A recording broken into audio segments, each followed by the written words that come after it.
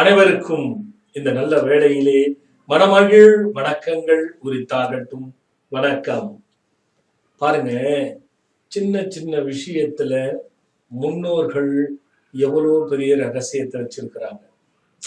இப்ப ஒரு மனிதனாகப்பட்டவன் எதனால் சாதிக்க முடிகிறது? ஒன்று அறிவுகளும், இன்னொன்று மனோதிடம், பிறகு தன் பேச்சாற்றல். இதன் மூலியமாகத்தான் பல தொழில்கள், பல வியாபாரங்கள், பலவிதமான உத்தியோகத்தில் சிறப்பும் என்பது இருக்கிறது இல்லையா? இப்ப தினமும் அனுதினமும் ரெண்டு விஷயம் இருக்குங்க. நாம் செய்கின்ற அன்றாட செய்கின்ற செயல்களிலே பலவிதமான ரகசியங்கள் பதிந்து கிடக்கிறது. அதுல ஒண்ணு பல் துலக்குவது. இந்த பல் துலக்குவதுல ஒரு ரகசியம் இருக்கு, தெரியுமா? இது இன்னைக்கு நான் சொல்லப்பட்டதல்ல, என்றோ கிரந்தத்தில் பதிய வைக்கப்பட்டிருக்கிறது. இதுக்கு வசுபித்ர சாபம் என்றே ஒரு சாபம் இருக்குதா. வசுபித்ரு சாபம். பெருமானுடைய திருவருளும் பாம்பன் சுவாமிகள் குருவருளும் ஒன்று குமிழ்ந்து ஒரு சித்தரையும் ஒரு ரிஷியையும் ஒரு குருவையும் தழுவி ஏற்படுகின்ற கோயில் உருவாக்கி கொண்டிருக்கிறேன். அமையப்பெறுகின்ற இந்த அற்புத ஆலயத்திற்கு நான் மட்டும் பயனடையாமல் பின்வரும் காலத்தில் யுக யுகமாக அனைவரும் பயனடைய வேண்டும் என்ற நோக்கத்தோடு ஒவ்வொருவரும் மனமும் வந்து மெய்யாய் இந்த ஆலயத்தில் பங்கு கொண்டு பயனடைய வேண்டும். இது வற்புறுத்தல் அல்ல, வாய்ப்பு என்று கூறி விடைபெறுகிறேன். வணக்கம்.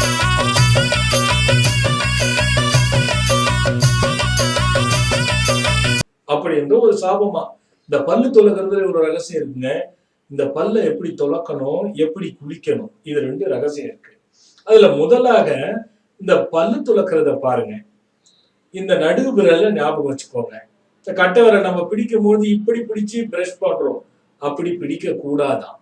இந்த இரண்டு விரலிலே, இது சனி விரல் என்று சொல்வார்கள், இந்த விரலிலே பிடித்து நாம் பல்லை துலக்க வேண்டுமா?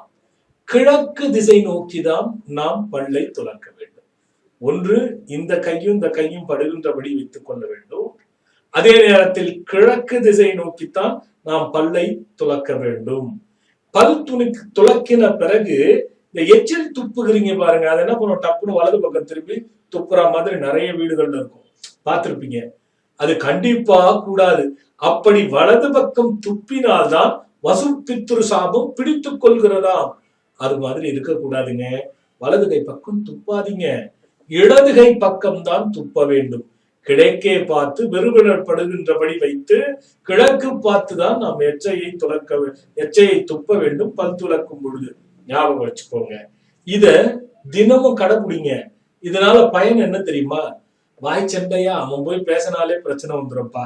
நான் நல்லதை தான் சொல்றேன், கெட்ட பேர் வருதுப்பா. அப்புறம் வழக்குரைஞர், தொழில் செய்யறவங்க, வழக்குல தன்னுடைய பேச்சாற்றலால் ஜெயிக்க வேண்டும் என்ற சிந்தனை இருக்கிறவங்க, அரசியல் பிரமுகர்கள், பேச்சாற்றல் உடையவர்கள், உபதேசம் செய்கின்றவர்கள், அதே நேரத்தில் உபன்யாசம் செய்கின்றவர்கள், சொற்பொழிவாளர்கள், இப்படி தன் பேச்சை வைத்து யாரெல்லாம் ஒரு தொழிலை செய்கிறீர்களோ அவர்கள் மட்டும் அல்லாது பொதுவாக அன்றாட வாழ்க்கையிலே வெற்றி பெறுவதற்காக இந்த பல் துலக்களை இந்த முறையில் துலக்கி வந்தால் நீங்க பாருங்க, குறைந்தது 48 நாள்ல உங்களுக்கு நல்ல ஒரு வித்தியாசம், நல்லது ஒரு மாற்றம், நல்லது ஒரு வெற்றி கண்டிப்பாக கிடைக்குங்க. இதுல என்னன்னா, அதே மாதிரி மனோபயம், மனசுக்குள்ள இருக்கிறவங்க இருக்கிறீங்க பாருங்க, மனோபயம் இருக்கும், ஏதோ ஒரு விதத்துல ஒரு சஞ்சலம் இருக்கும், ஒரு சலனம் இருக்கும், ஒரு சபலம் இருக்கும். இதெல்லாம் தான் பிரச்சனைகள் எடுத்துன்னு போய் விட்டுறது. இதுக்குத்தான் ஆண்டவனை பாருங்க, ஒவ்வொரு கோயில போய் பாருங்க, சூன்ய முத்திரை என்று இந்த முத்திரை வைக்கப்பட்டிருக்கும். இது மறைமுகமா தெரியாது, இதான் நான் சொன்னேன். இந்த நடுவிரலும் கட்டை விரலும் பதியும்படி ஒரு முத்திரை இருக்கும். இந்த முத்திரை பேர் சூன்ய முத்திரை என்று பொருள். ஆக ஒரு மனிதனுக்கு எவ்வித பிரச்சனைகள் தன் வாயால் நல்லதை கூறியும் கெட்ட பெயர் எடுக்கிறேன் என்று நினைக்கிறீர்களோ, அதுபோல் நான் சொன்னதுபடி பேச்சாற்றல் உடையவர்கள் எல்லாம் இதை செய்தால் அற்புதமான பலனை கிட்டுமா. இப்படி இந்த மாதிரி பல் துலக்குங்க, பயனடைங்க, வெற்றி பெறுங்க, பேச்சாற்றலை பெருகிக் கொள்ளுங்கள், தன் நல்லதொரு பேச்சால் வாழ்க்கையை வெல்லுங்கள். நல்லதொரு இலக்கு கிடைக்கட்டும். வணக்கம்.